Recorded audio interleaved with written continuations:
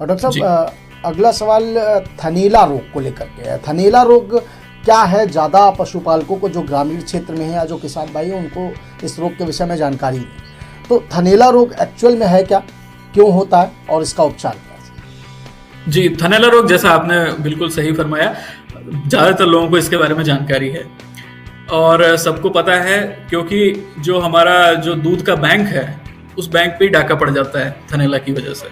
जो हमारे जहाँ से कमाई होने का जो स्रोत है उसी स्रोत पे ही सारा नुकसान हो जाता है। तो मुख्यतः अगर हम बिल्कुल सामान्य भाषा में बात करें कि थनैला रोग कैसे होता है, पहले क्योंकि पहले कारण जानेंगे तो फिर हम निदान भी कर पाएंगे। तो पहले बात, थनैला होता कैसे, होता क्या है, होता कैसे है। तो थन जो है हमारा, जो गाय का जो थन होता है उसमें बहुत सारे, अगर हम उसकी जो माइक्रोस्कोपिकल व्यू देखें तो हम उसको देखते हैं कि उसके अंदर कई सारी नलिकाएं होती हैं। उन नलिकाओं में क्या होता है कि दूध का उत्पादन होता है और दूध का उन नलिकाओं से उत्पादन होने के बाद वो अंदर आके, एक इंग्लिश में हम बोलते हैं एल्वियोलाई, यानी अंगूर के गुच्छे के समान एक संरचनाएं होती हैं जिसमें दूध आके इकट्ठा हो जाता है। और फिर जो नीचे जो पशु के जो टीट्स होते हैं, जिनको इंग्लिश में टीट्स कहते हैं, उनमें जो है आप जब प्रेशर देते हैं तो आप उन जो एल्वियोलाइज है उन पे प्रेशर देके आप धीरे धीरे करके दूध निकाल लेते हैं। ये चरण होता है। मतलब आप मान के चलिए, ऊपर एक ट्यूब है, फिर नीचे कुछ अंगूर जैसे गुच्छे हैं और फिर नीचे एक थोड़ी बड़ी सी कोटर है और आपका फिर नीचे एक टीट्स है। तो एक संरचना है, मैंने जस्ट आपको दिखाने की कोशिश करी हाथों से ही अपने सिर्फ। लेकिन अब ये इसका संदर्भ ये है कि आप मान के चलिए, मैं एक फिर से उदाहरण देता हूं, आपने एक ग्लास में दिया और उसको रात भर के लिए खुला रख दिया।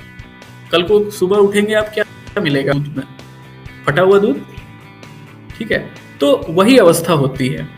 गाय का दूध या भैंस का दूध जब आप निकालते हैं तो ऐसा नहीं है कि आपने आज शाम को 5 बजे दूध निकालना है तो वो 5 बजे दूध बनेगा उसका, ऐसा नहीं होता है।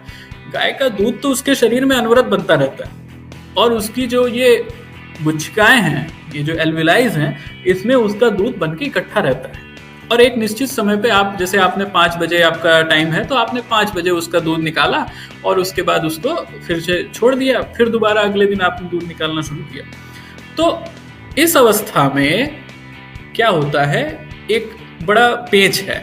पेच वो क्या है कि जब भी पशु का आप दूध निकालते हैं, फिर उदाहरण से अगर आप 5 बजे शाम को दूध निकालते हैं तो करीब 25-30 मिनट तक प्रेशर देने, दूध निकालने का प्रेशर देने के बाद आपने जब पशु को छोड़ दिया, तब भी जो उसकी नलिकाएं हैं वो खुली रहती हैं। मतलब पशु को ये लगता है कि अभी हाँ, मेरा अभी दूध निकाला जा सकता है।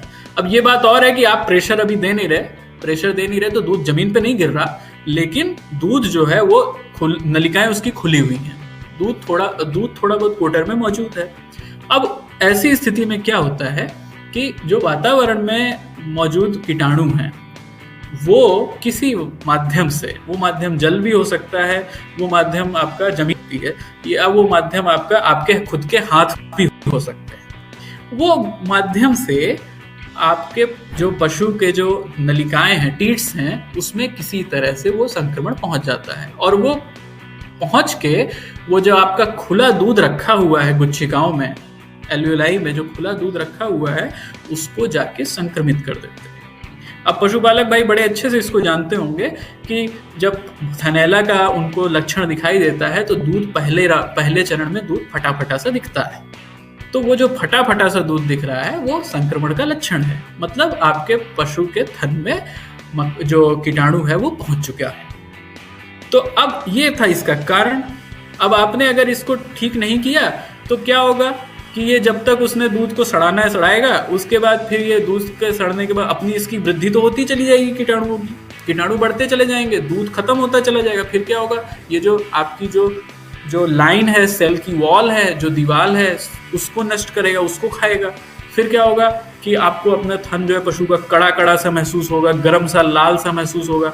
फिर धीरे धीरे ये और बढ़ता चला जाएगा तो बिल्कुल आपका पशु का जो थन है वो ठोस एकदम पत्थर के समान हो जाएगा और आपके जो टीट्स हैं पशु के वो बिल्कुल बंद हो जाएंगे।